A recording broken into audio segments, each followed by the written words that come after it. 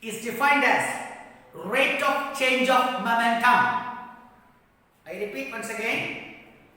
According to, I will write it here. According to Newton's second law of motion,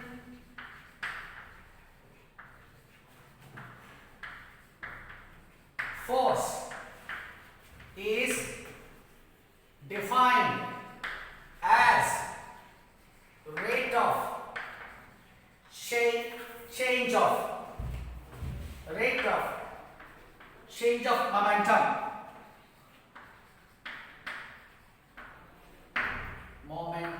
Okay. We have to write this in equation form. We are talking about ith particle. Fi is equal to dpi by dt. Friends, I don't think you have any difficulty in understanding this expression. P stands for momentum. Okay. Differentiated with respect to time. dp by dt. This is equal to m. dv by dt. dv by dt is acceleration. Therefore, ma, and this is equal to f. That is what we have studied as second law. Precisely, f is equal to ma has been written in this fashion here. Is that okay to you? Now, let me tell you one thing. dx by dt, differential of x with respect to time. This can also be written as x dot. If I write x dot, it means it is differentiated once with respect to time. Supposing I write dx square by dt square, I can write this as x double dot. If you have understood what I have said there, conveniently I can as well write this as pi dot. When you keep a dot, the dot should be very prominent. Otherwise, the examiner who is valuing the script will not understand whether it is p dot or just pi. Therefore, following this, fi can be written as dpi by dt. It is equal to p dot I. Now, this equation can be modified as fi, if I bring it this side, minus pi dot is equal to 0. So, very carefully you have to listen. I am trying my level best to make you understand and make things as easy as possible. What does this expression tell us? Fi minus p dot I is equal to 0. This Fi minus p dot I is equal to 0 states that particles in a system will be in equilibrium. I repeat, this equation tells us that the particles in a system will be in equilibrium under a force equal to the actual force. The actual force I mean is the applied force plus a reversed effective force minus p dot I. This Fi, I call it as actual force and minus p dot I call it as reversed effective force. Reversed effective force. I suppose you have understood this. A system comprising of n particles will be in equilibrium under a force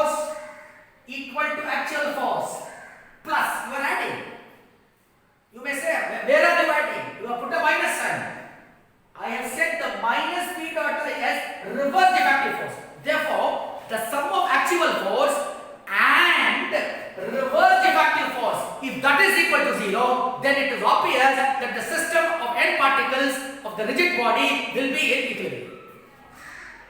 I suppose you understood that. Fine. We will try to make a few modifications here. Okay. Now what I am going to do is, before I go into the next step, let me recall that in the principle of virtual work, I have written Fi A dot del Ri is equal to 0. For a moment, let me rub this Fa because I am assuming that a force. Now then later I will take into account what is applied force and what is constant force. For a moment I have rubbed that I off. EA off, sorry. Now in this expression for principle of virtual work, there is an Fi.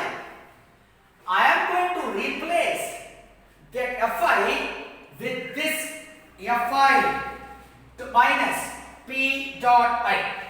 So I will write it here like this. Let us replace Fi of virtual work by Fi minus P dot I.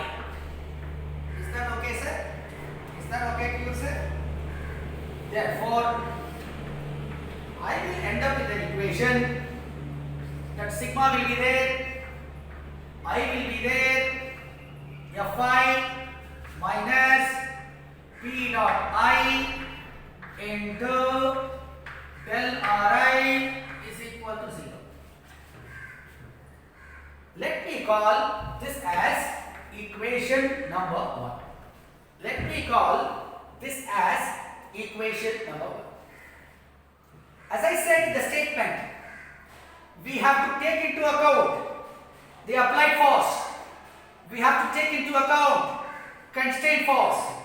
And if the sum of these two forces and the virtual work done by these two forces is 0, then only it is applicable to a dynamic system. Therefore, I can replace. I will write it this way. If forces of constraint are present, okay, then this Fi can be written as Fi applied force plus small Fi the constraint force. Therefore, I have to replace here in the place of Fi.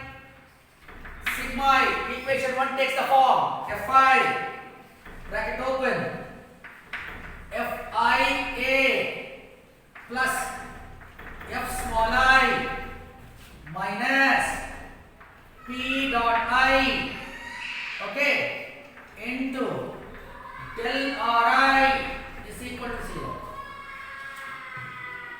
In the place of Fi, I have substituted Fia plus Fi.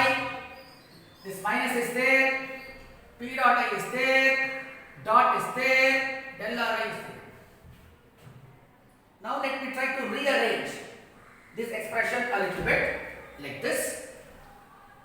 Sigma I Fia minus P dot I bracket close dot del Ri plus sigma I Fi dot del Ri is equal to 0.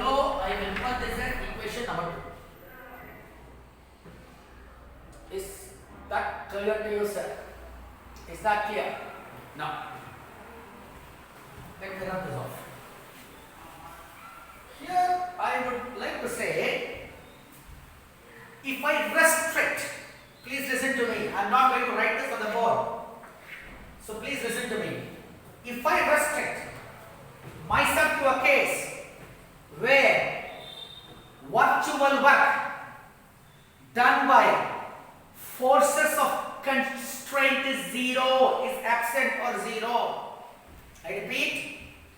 if I restrict myself by considering that the virtual work done by forces of constraint is 0, then if you look into the board, conveniently this factor will vanish. Why does it vanish? Because I am restricting myself, assuming that virtual work done by the forces of constraint is 0, this factor will automatically vanish. I will just make a mention about it. If virtual work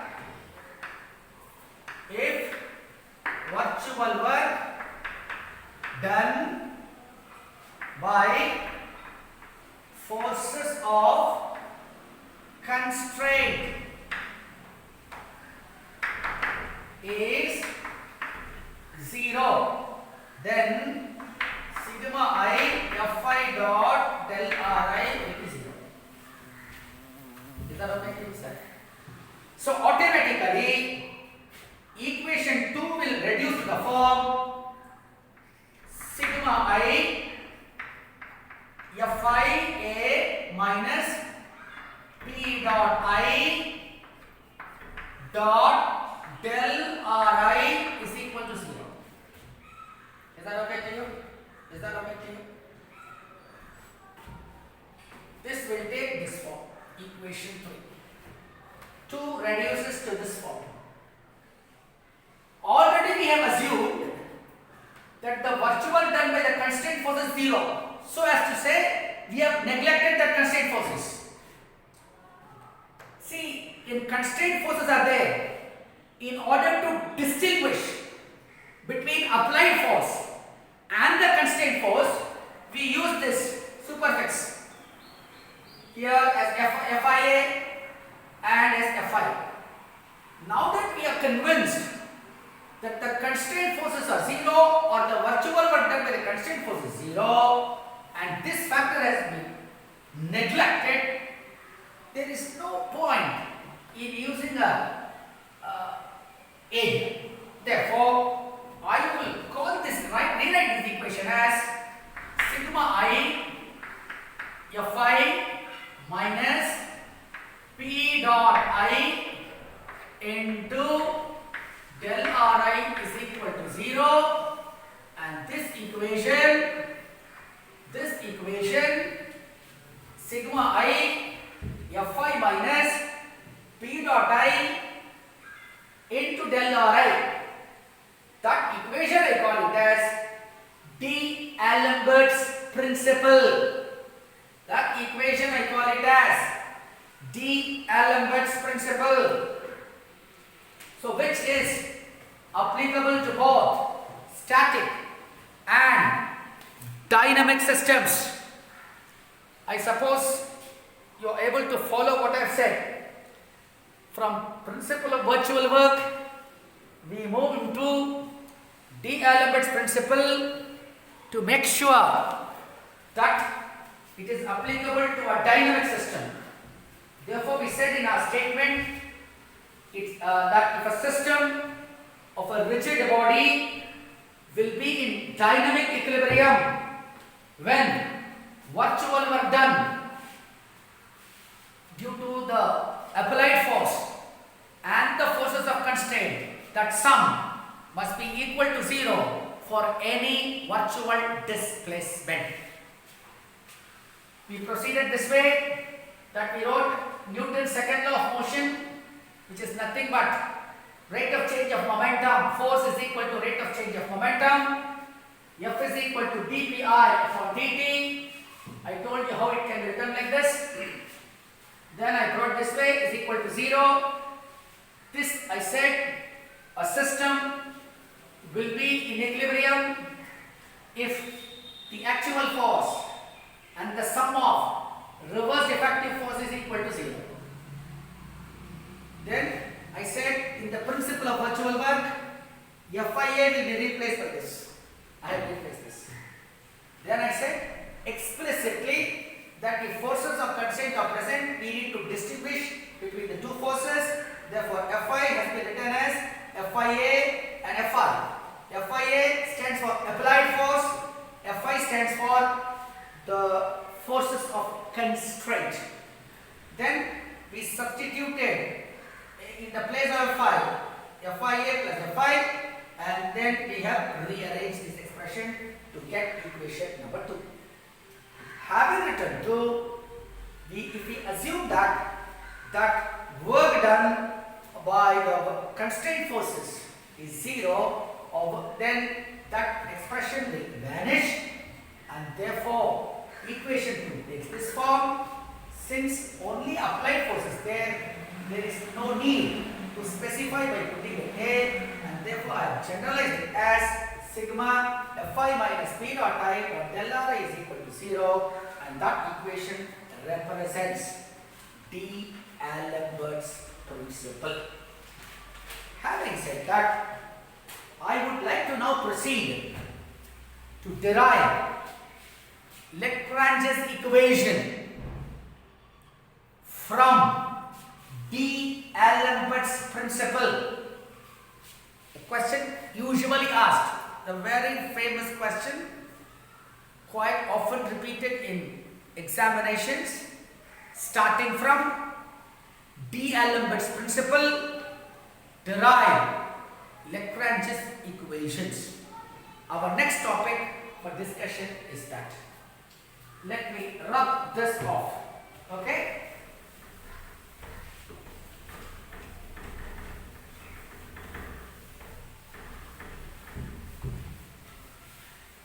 This is a very, very important derivation, a lengthy derivation involving quite a bit of mathematics. Therefore, I will try to go as slowly as possible. Please listen, and as you listen to this video, have paper pen with you so that you can make notes of it, and that will help you to study properly. Okay, sir? Okay, our topic for discussion is Lagrange's equation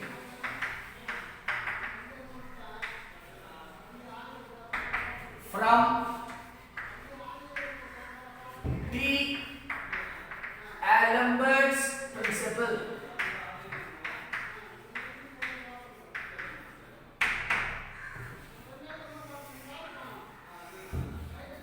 In the PDFs I have posted, you would have come across transformation equations, and you would have also studied what are constraints and how to write transformation equations and generalized coordinates. Therefore, I straight away start the derivation of Lagrange's equation from D'Alembert's principle by writing the coordinate transformation equations. The coordinate transformation equations are